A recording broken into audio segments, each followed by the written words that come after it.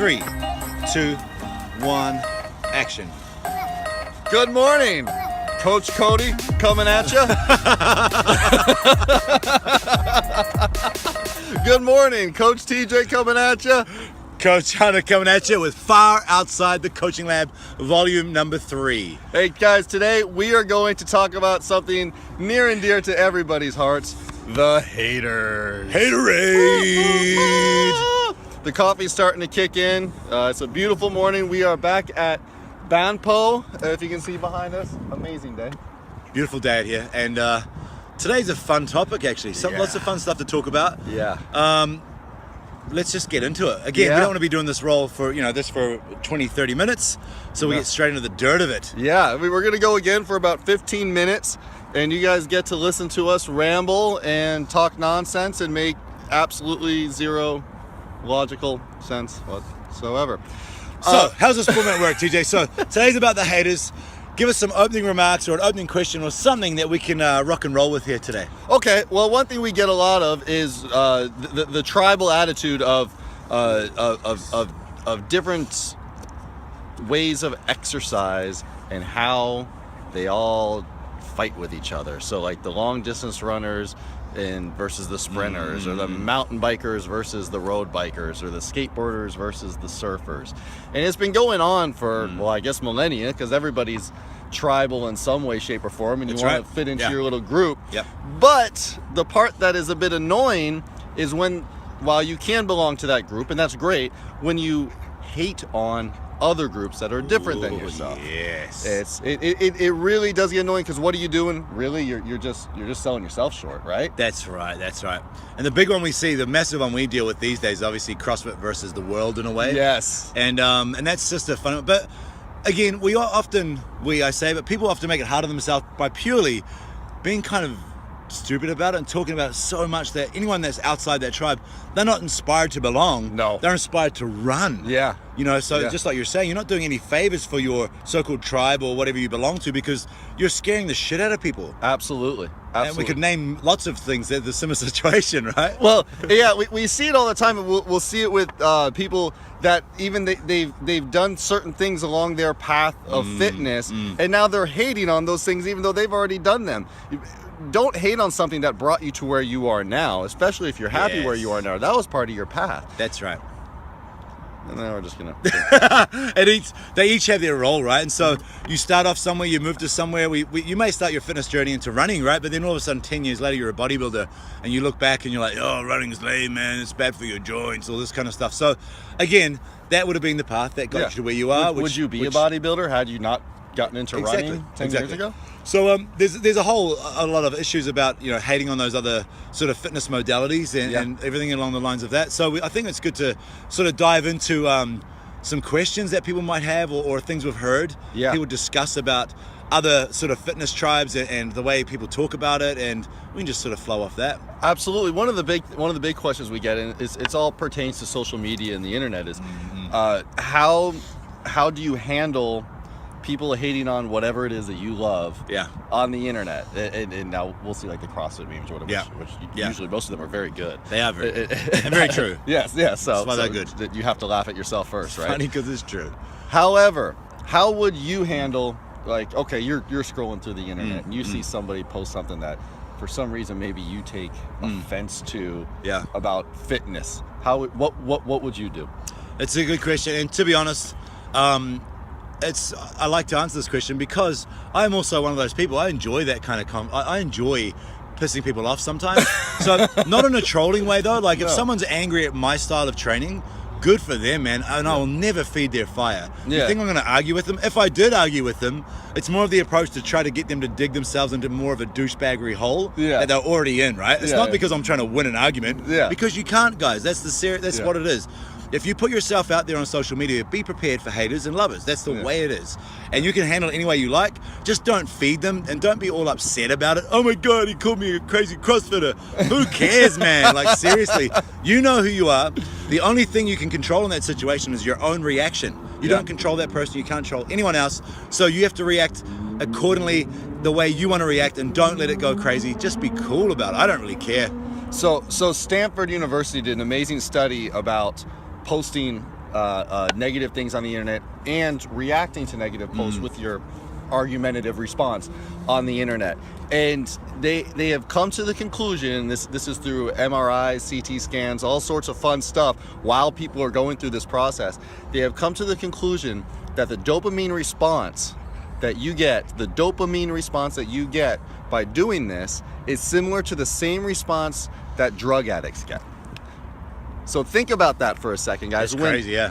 When you're going on there and you're like, oh yeah, I don't like that they said that. You are feeding something that is incredibly selfish. It is only for your response. You're never going to get a good reaction out of it. You are never, ever. Fuck, guys, you're never going to change somebody's mind. No. Stop doing that. Stop thinking that on the internet. Oh, I don't like that this CrossFit guy said this about this. So what? Move on. Go on with your life. Yeah. And be happy. That's right. Don't listen to the rubbish and the small talking bullshit. It's very, and also, I think it's also very, you can attract a lot of haters and you're going to attract a lot of stuff but again, you have to realize why you sort of like posting certain things on social media. You know, if you're posting videos every day of a certain modality, be prepared because, man, is there more to you and more to your life than just doing that every day? Yes. Like, surely there is. And, you know, so, I mean, I'm not the best at it either. This is really, it's quite a hard thing to master, the science of what to post. But I think I try to follow 3 guidelines: educate, entertain, and inspire, right? But if it's every day, I don't know if educating is showing how good you are at a muscle up. Is that educating? No, but I do that. But it's kind of entertaining. It's entertaining. But if you're doing it every day, though, well, that would be annoying. That becomes annoying. I damn sure posted my first muscle up. Yeah. Oh, definitely. I mean, face bragging is perfectly fine. Absolutely. To a point. And that's great. But yes, if it's not inspiring, if it's not entertaining, or if it's not educational, then what do you expect the viewer to get out of it? If it's just a picture of you with your shirt off, okay. If that's what you likes, yes, empty likes. If that's people that don't really care about you. If that's what you really want, that is perfectly fine. There's nothing wrong with that as long as that is your expectation of the outcome, right? Yes. Like, but if you're going to get grumpy about people making fun of you for it, well, maybe you should change up what you're posting.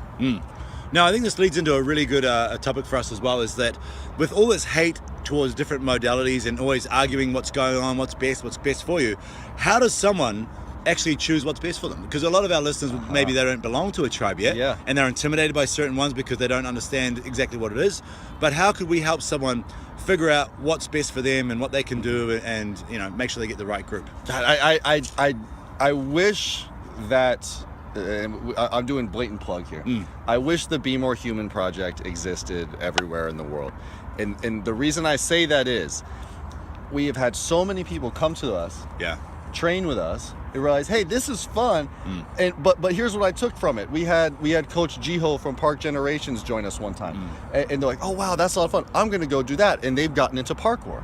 Right, or we've had Coach Eric from CrossFit Hannum join us, and they're like, wow, this CrossFit stuff's really fun, and they'll go, and Coach Sebastian as well. Sorry, Sebastian, you're amazing too. Coach Seb came out as well, and they loved CrossFit, so they go and do that. So we want to be like the gateway drug. That's right. Yeah. To having people try all sorts of different modalities, gymnastics, CrossFit type stuff, parkour, just running around having fun, and most importantly, kind of being like a kid. That's right. That's right.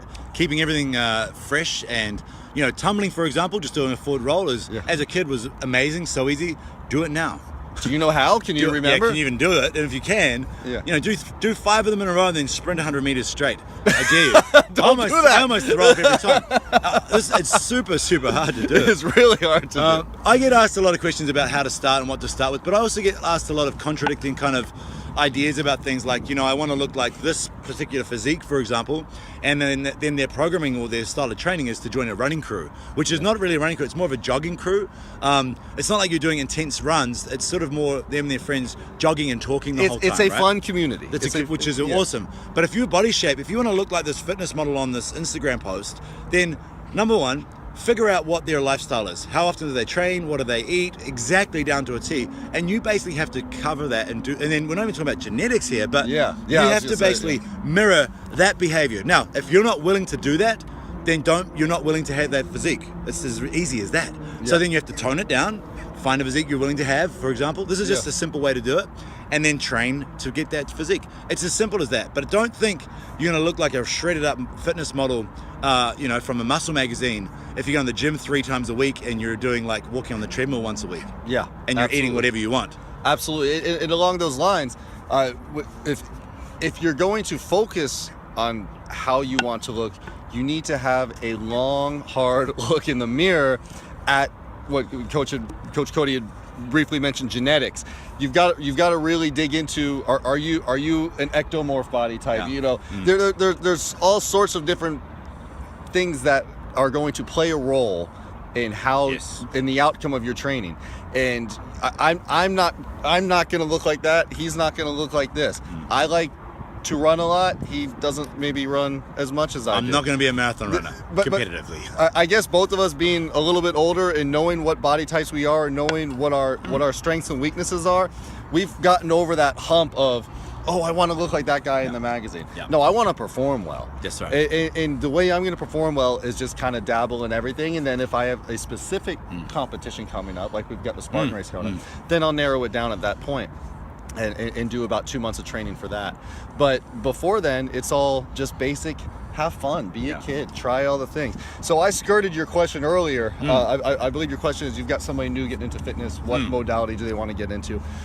Find a group that gets into everything. Find, honestly, kind of boot camp style stuff. If you get into that first, I think you're going to find, in every city has some sort of boot camp thing. If you get into that first, I think that's a good way to maybe narrow down and get more specific later. Because it's going to, A, give you a good base of fitness, no doubt about it.